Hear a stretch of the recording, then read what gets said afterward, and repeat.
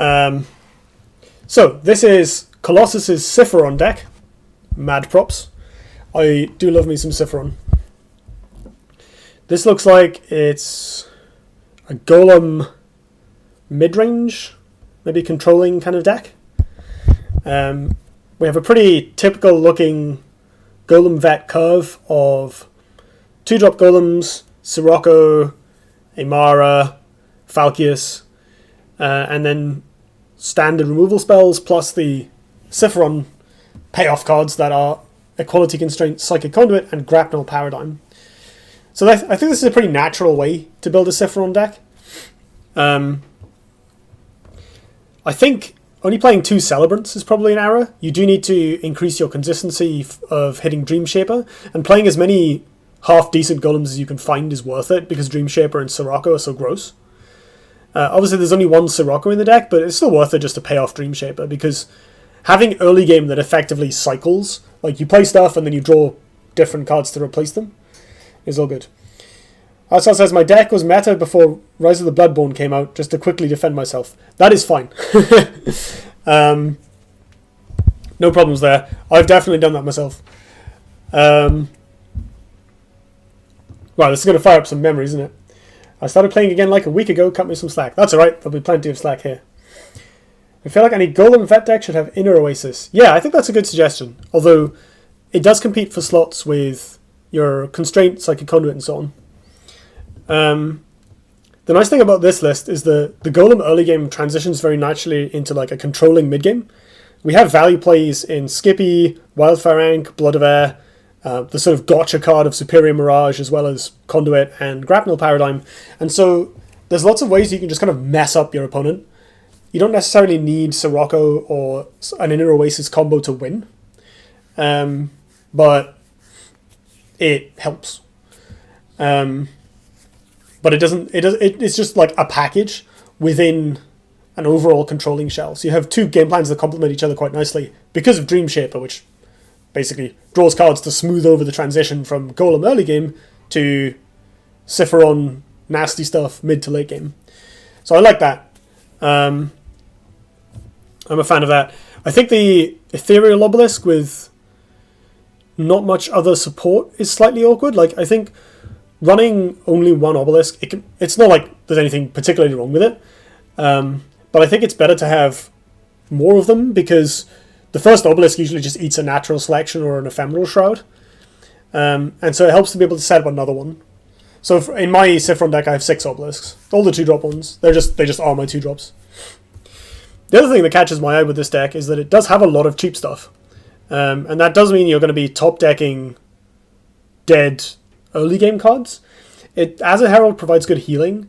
And Dreamshipper obviously draws if you've got a Golem in play or another one in hand. But I think there will be plenty of times you're like, oh, I top-decked Metallurgist again, whoops. When you're really looking for something with which to end the game. Or at least, push forward your mid-range kind of game plan. So I think I would be keen on seeing a little bit more mid to late game in this deck. There's actually 0 4-drops. And you wouldn't be wrong just to put in like Thunderhorn or Primus Shieldmaster or something. But overall, I do like this deck. It's pretty similar to something I've been playing and also something I've seen people play.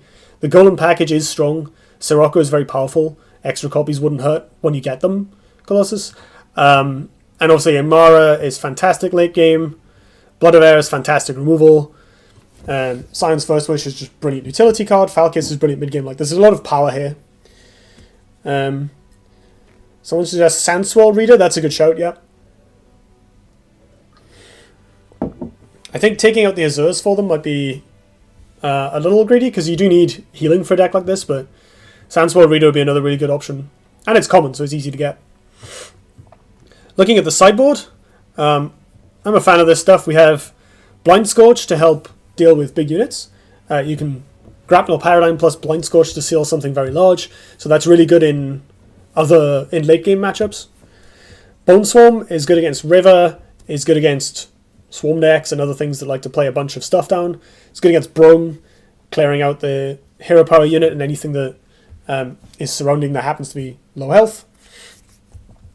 Rash's Curse and Rustcrawler help deal with Artifacts and rushes also sometimes gets you a 2-for-1 or acts as early removal against, say, a ranged unit. These are both very solid things to just bring in, especially against Mantra. Lightbender is a catch-all, fantastic against Magmar. You know, if they Saurian Finality you cast Lightbender, you can run away and they're small now. Seems good. And then we have Noshrak as like a finisher. I presume this is for when you're playing against something similarly grindy and you're not sure you can beat them. So you just jam a Noshrak and burst them down. Azurs have saved my life versus Magmar and Vanna. Yeah, I can understand that.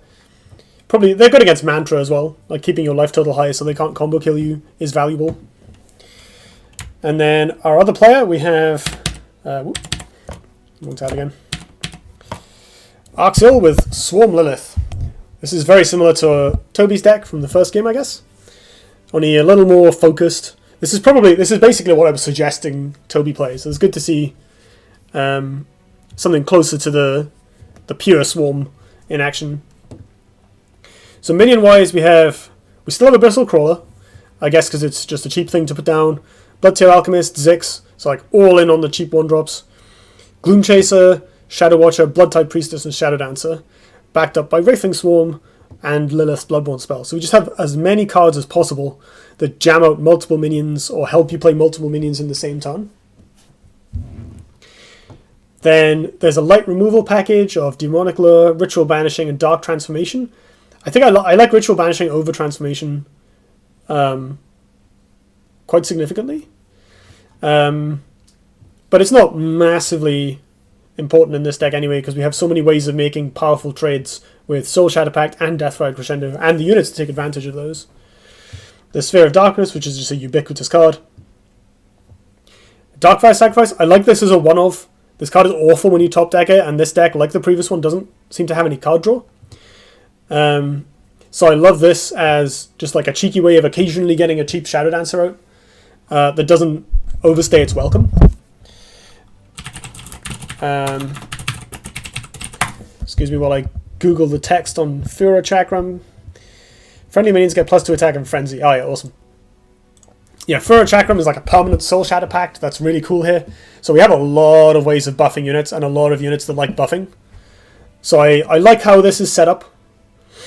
I think it could still use card draw. Similarly to Toby's deck, I think adding some Vellum Scries would help this deck a lot. Like, we can probably shave a Chakram and a Dark Transformation at least, because those cards are relatively clunky, and obviously you'll find them as you dig through your deck with Vellum Scry. Banishing is quite a lot better. I need to craft more of those. Oh, if it's a card availability thing, no worries. I assume the one of Zix is the same, right? You just don't have the card.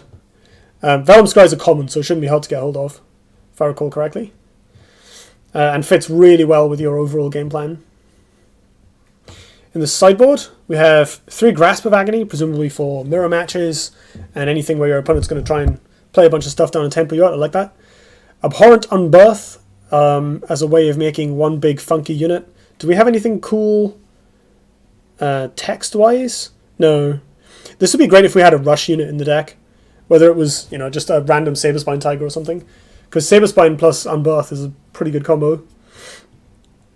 Deep-Fire Devourer, just a way of turning 1/1s that might die to AoE into a big unit, I guess. Primus Shieldmaster, I love this. I've sideboarded this myself in Keep of Arth in the past. Just a really solid, underrated anti-aggro card. Night Fiend, I don't think you can really make enough creep to make use of that. I would probably look at, what's it called? Frostbone Naga instead, or even something like Deathblighter or Dust Wailer. Surprisingly good cards. And then finally, Stone Metal Golem, presumably as just a big, massive, chunky thing that doesn't rely on any synergy. I think that's always a good thing to have access to in a sideboard of a combo deck. Just ways to not have to worry about your combo getting countered.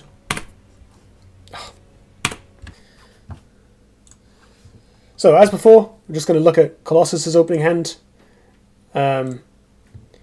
Owing to logistic constraints. Wow, this is lovely, isn't it? So, this is a great turn 2 play, and you can drop it on a Mana Tile and First Wish it, which seems like an ideal thing to be doing. So I definitely want to keep those.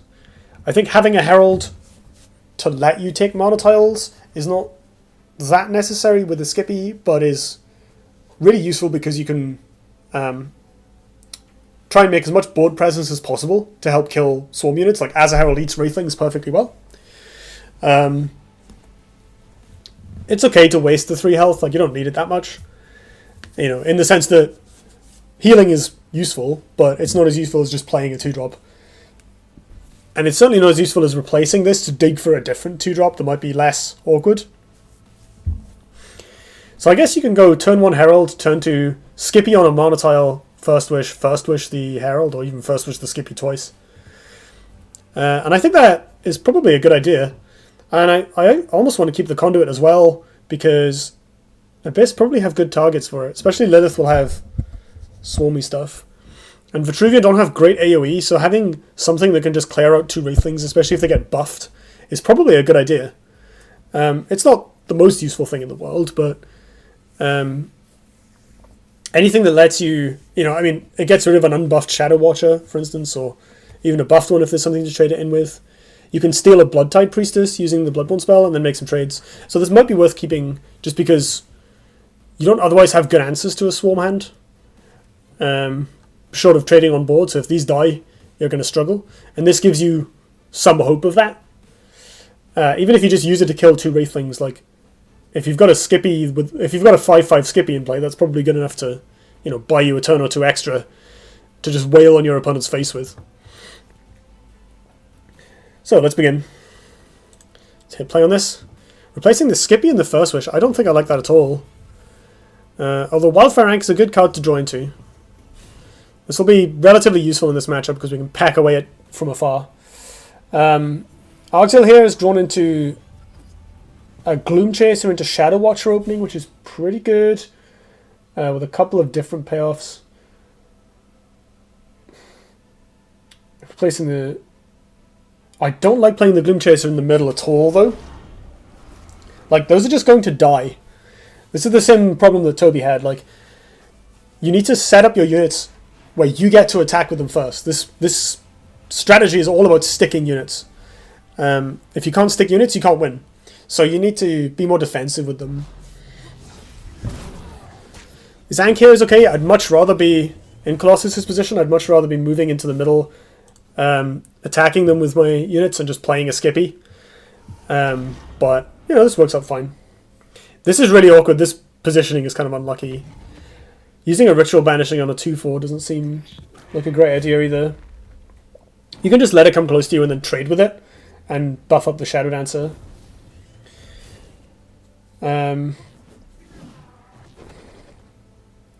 I was Colossus here, I'd probably just run out the Falcus, to be honest. But running out the Blood Tear and buffing it's fine too. This is a great hand now. Skippy or Falcus next turn into giant things. It's a pretty easy way to win the game. I don't know if I like replacing the... I think replacing the Pact's better. So now we have Bloodborne Spell plus Shadow Watcher plus Blood Tear is kind of okay. On 5 mana. We also have just play Shadow Dancer pass. It sort of works. This is quite awkward because Arxil has played into Falcus. Like, if I was going to do this, I'd probably run away and put it over here. Because this way the Wildfire Rank's too far away to reach you. So this works out really well for Colossus. And I like trading in the 3/2 before it dies for value. No, okay, never mind. Arxil's pretty low on options here. We can attack this. We can set up Shadow Watcher, attack the 3/2. Doesn't really do a lot. I think replacing the Furrow Chakram is going to have to happen. We can Shadow Watcher, Bloodborne Spell, Demonic Lure the 3/3 away. And then hopefully one of the Wraithlings spawns here or here and body blocks. So that Siphoron... Oh, they have to spawn here and here, right? Yeah. You want to try and prevent Siphoron from coming to this column or this row and shooting the 3-3. Which unfortunately you can't do. Although if they don't have another Falcus, it's fine. So now Kolossus has a real decision to make. I'm a fan of shooting the 3-3 and then shrinking it and stealing it and plowing it into Lilith. That's one way of getting rid of it. You can't shrink it and paradigm it just yet. Another option is to shoot it and just jam a Mara healer, but this will get very big very quickly. Oh, this is a nice, yeah, this is a better play than mine. That's a much more mana efficient way of doing it. And you get to play Skippy as well. Yeah, please ignore my suggestion, that one's better. So this is working alright. Falcus returns to play. So Arxil's in a tough spot now. They're surrounded and they've only got removal and payoffs in hand. Very awkward. So obviously we need to replace the Fura Chakrams. I'll replace the Demonic Lure. The Sphere is a nice draw because that lets us get rid of the artifact a bit more easily. Okay, I guess that clears away the Skippy. And I would back away here. Probably come down to this tile so that the Falcus can't attack you. DFS is a bad draw. That's unlucky.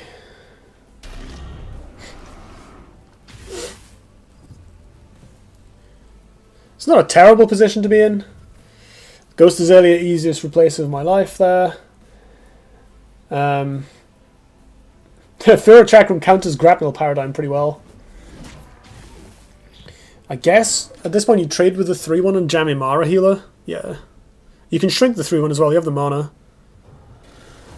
Or ping it, that works too. I would probably play the Blood Tier more aggressively. You can afford to play it here, or even here, just to block off space.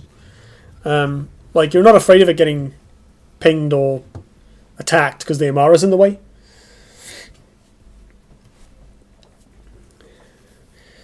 What's happening next? Arxil is drawing blanks after blanks. This is painful. We're seeing a common theme with these Swarm decks. I mean, I guess having them before ones with Frenzy is pretty good, though. But yeah, we're seeing a common theme where the decks are really just running out of gas very quickly after the opponent answers kind of their first salvo. Where's that lure? Oh. Lure is the best answer to Imara Healer in Abyssian. Double Dream Shaper just to cycle and draw cards. I like this. This is one of the power of the Golem package where when you top deck them they're just a bit less useful than they would otherwise be. Conduit's fine here. You can shrink this and steal it. Although then it becomes a 0 power and can't attack. And we've gotten rid of the Frenzy artifact. Wasn't expecting you on Sunday. Nice surprise. Oh, I'm still streaming tomorrow as well. I'm doing my first commentary stream today. So Arxil's now stuck with dead cards in hand and no space on the board. Pretty unlucky. Yeah, the DFS is the obvious replace. That doesn't do anything either. So, I mean, I say it doesn't do anything. You can play Fura Chakram and Soul Shadow Pact to... Yeah, they're doing it. To clear out all these units. But unfortunately, the Amara's 5 damage trigger is still going to set up lethal pretty comfortably for Kolossus the following turn.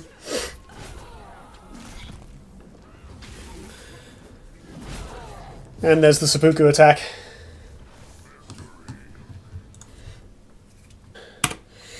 So from Sifron's perspective, from Kolossus' perspective I should say, I definitely want Bone Swarm. That's going to be very good, especially with the way the opponent was often playing. It helps kill Lilith's Wraithlings, as well as anything she just deploys next to her the normal way. The opponent can play around it by playing stuff and then moving, but a lot of people don't do that, and often it's not very practical if you're trying to body block something or body block your general using something else. And so Bone Swarm is a very good tool against all those sort of positions. Since we saw Fura Chakram in game 1, I wouldn't be surprised by Rash's Curse either. I think that's a good idea. Maybe even the Crawler, like just cutting... Like, what are you cutting for that stuff? Equality Constraint, Ethereal Obelisk. Maybe Shave a Herald if you really want, or a Blood of Air. No, actually, you can cut the Superior Mirages. They don't do anything in this matchup. And you can bring in Bone Swarm, Rash's Curse, Rustcrawler, even Lightbender. The card's probably going to be good against, you know, Shadow Dancers and stuff as an extra answer. Yeah, you want to keep Blood of Air to get rid of payoff cards, don't you? We saw Shadow Watcher as well, which Lightbender is great against. From the opponent's perspective, from Arxil's perspective, Grasp might be okay against Golem openings. I think Primus Shieldmaster also, that's quite well sized. But none of this stuff really leaps out of me. Storm Metal Golem's okay if you can bait out Blood of Air first, because Vet doesn't have that much other removal. Or at least we didn't see much. We have to expect Blood of Air, everybody plays it. The rest of these cards I'm not a massive fan of. But I think, yeah, Primus and Storm Metal are probably pretty defensible. We can expect them to bring in Hate. I think I switched in Primus Shieldmaster for a more conservative game plan. That makes perfect sense. I think that's reasonable. Cutting, I guess, Darkfire Sacrifice. Man, you drew this so much. There's a 1-off, you got really unlucky. I'd probably cut DFS. I think that's shaveable. You can cut a Pact if you're going more conservative. Cut a Chakram, maybe. Potentially anticipating Hate. Or like Abyssal Crawlers, because they don't do anything else. So looking at Colossus' hand, this is a really good opening of Golem spam into Dream Shaper to draw new cards. I'm not sure I like keeping the Blood Tear. It's a good card. It pings one thing, but that's kind of it. I guess our opponent did show Abyssal Crawlers. Celebrant's pretty reasonable as the beginning one. I don't like putting the tile here very much. I think I'd put it here or here so that Sephiron can move onto it. Because generally you want to be able to move onto as many mono tiles as possible to up your explosiveness. Because playing onto mono tiles costs more. Wraithling Swarm plus Gloom Chaser seems like a good opening here, and you can even deny the opponent's mono tiles from them. This is why the Metallurgist is often kind of better than the... Wow, that is a lot of stuff. And this is a lot better, you know, against Varth. You have to worry about homeostatic rebuke here. Colossus can kill 2 of them, but that was it. Imagine how I feel. This is my favourite moment of the whole tournament. Oh yeah, doing this is so satisfying. And like the thing is, if you top deck Soul Shatter Pact from here, you can just like get a bunch of kills, do a bunch of damage. So obviously we ping this, I'm going to attack one of these, probably the central one, and kill this 2-2.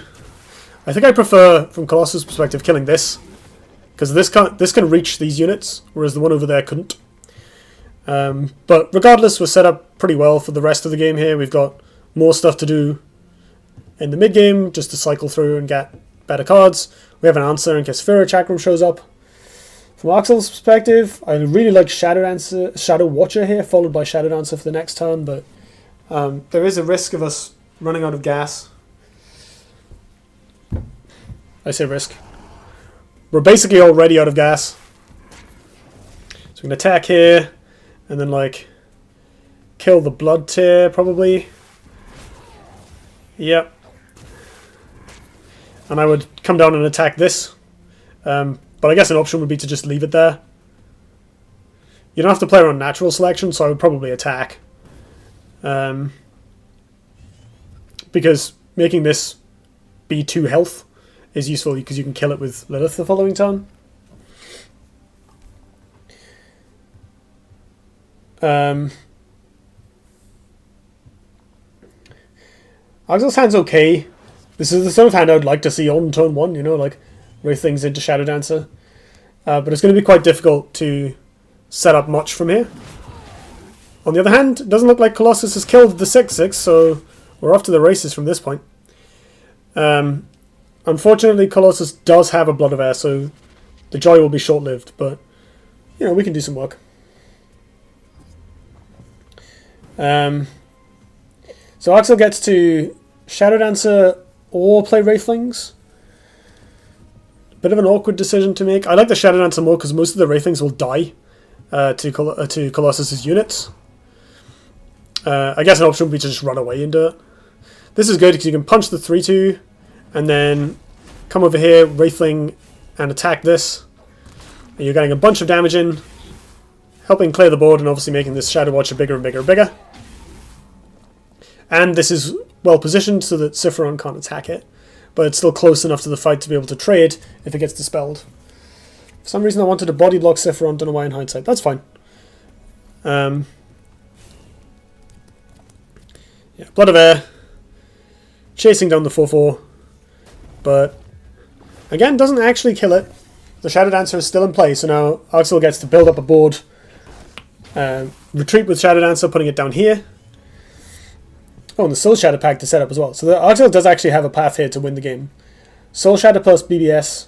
I don't think I would have replaced that, but maybe it's fine. Because you want a BBS rather than using up the card in hand. So this definitely retreats. Wraithling Swarm. I would probably Shadow Spawn first to get the information on where that's going to cover. Like if the Shadow Spawns do the body blocking for you. This is a bit greedy. Putting that there is very greedy. Like I think you should move it down here. Oh my. Oh wow, that's a blowout. Yeah, that is pretty much a game-winning play. Oh, I like this trading and then first wishing. That's clever. That's a good play from Kolossus there. Just to get that extra damage and healing in. Since you're going to try and kill the Wraithling anyway. And now, massively ahead on cards. Most of them are small, but that doesn't massively matter because most of Arxil's cards are also quite small. And we can start replacing the irrelevant ones like this Metallurgist and trying to find Haymakers. That's a weird play. Well, the Blood Tier being here, I guess the idea is to protect it from the Wraithling trading. But I think that's fine. I would probably play it more aggressively as well. Like you can put it here.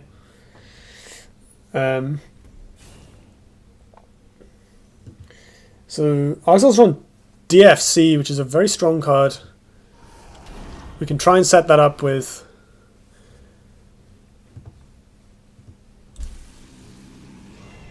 yeah, that seems like an okay place to put it. I'd probably have put it on the 2-2. Like, there's no real reason not to. Or held off. And he obviously that's oh, it's on the creep tile. Yeah, that's fine. So this is nice. We are body blocking the 3-3 from being accessible, which I guess is a good reason not to put it on the 2-2. Rash's Curse, going to get the kill done though.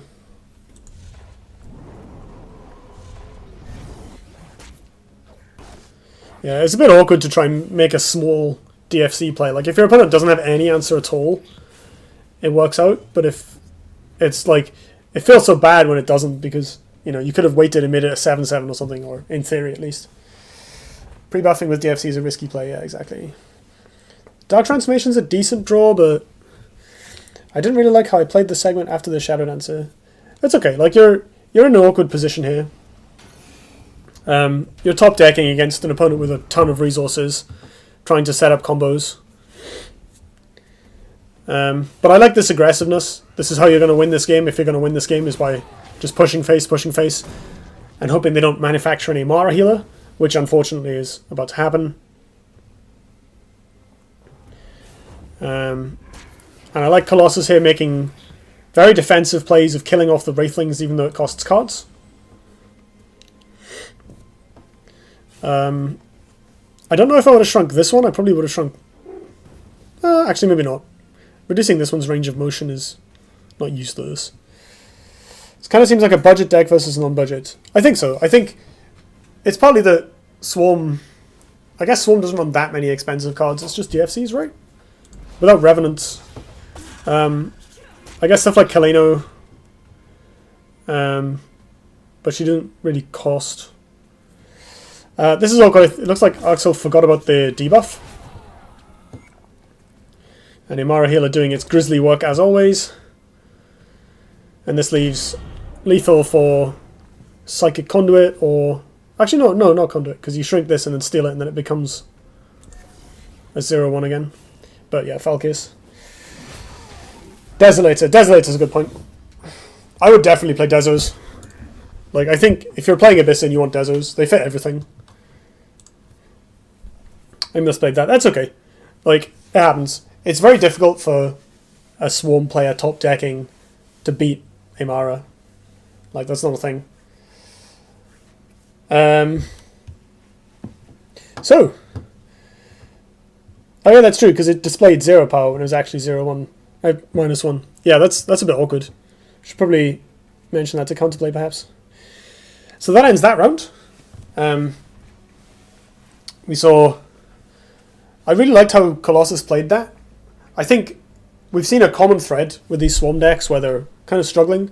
For any Swarm players looking to build budget Swarm in particular, I would heartily recommend putting Vellum Scry in your deck. It helps a lot. Like, I've been playing with it in Maeve. It is, like, the extra gas is very much appreciated. If you're playing Desos and Lilith, they're harder to preserve. It doesn't matter that much. Like, if your opponent Thumping Waves it, so what? You're playing Swarm, like, you've got Shadow Dancers and stuff, so having your opponent dispel or transform things in a deck full of dispel and transform targets is not actually that bad.